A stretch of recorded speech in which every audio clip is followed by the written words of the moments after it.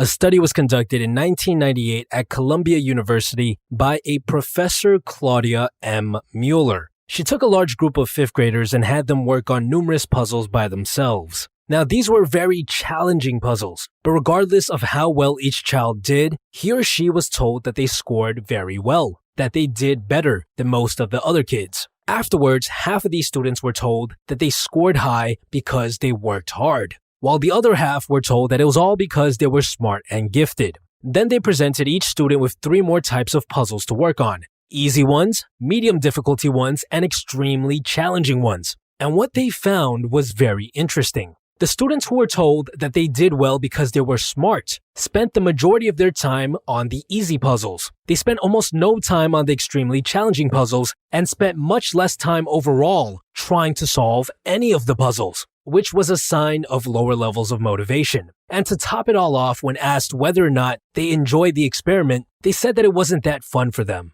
On the other hand, the students who were told that they did well because they worked hard spent the majority of their time focused on the harder puzzles. They also spent a lot more time overall attempting to solve any of the puzzles, which was a sign of an increase in levels of motivation. And to top it all off, after the experiment, they said that they actually enjoyed the entire experience. So what can we learn from this study? Well, there's a concept called the locus of control, which is essentially the degree to which you believe you have control over your life. The kids who were told that they did well because they were smart and gifted were led to believe in what's called an external locus of control. They were led to believe that factors outside of what they could control were the reason they did well, right? You can't control whether or not you're born smart.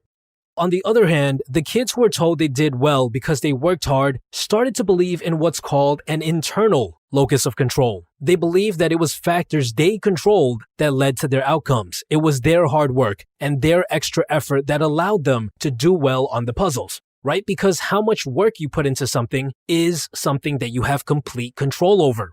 Now, studies on the locus of control like this one have found time and time again that having an internal locus of control is the key to staying motivated. You must feel like you have control over your life and that you are responsible for the things that happen to you if you want to feel motivated all of the time. I saw this happen with my own eyes back in the day when I was in charge of a sales team. This wasn't retail sales or car sales. This was old school door-to-door sales, which has one of the highest turnover rates. Most people only last a week before quitting.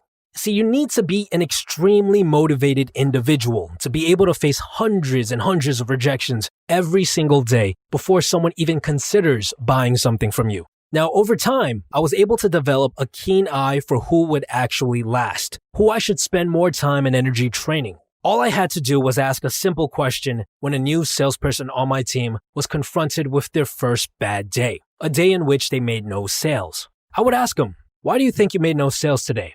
And I would see how they would respond. If they blamed things like the weather, the fact that it's a weekend and nobody wants to be bothered on the weekends, or because it was the neighborhood, I would instantly know that they wouldn't last because they had an external locus of control. They believed that the reason they couldn't make any sales was because of factors outside of their control. And because of this, they spent less time knocking on doors, which was ultimately the real reason why they weren't making any sales. That's the curse of having an external locus of control. When you feel like nothing you do matters, you stop working, you stop trying. Because what's the point of trying when the world's conspiring against you, right?